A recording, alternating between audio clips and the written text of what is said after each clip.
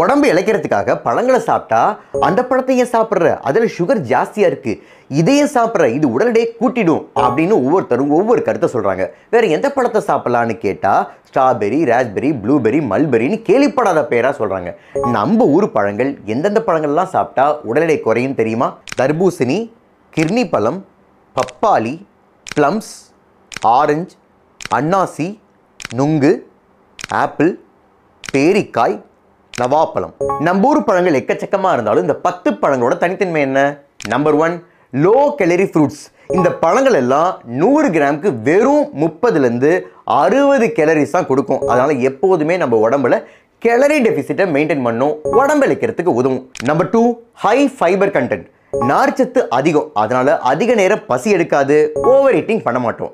Number 3, high water content. நீர்ச்சத்தும் ஜாஸ்தியாக இருக்கிறதுனால உடம்பு டீஹைட்ரேட் ஆகாது. Number 4, nutrients rich.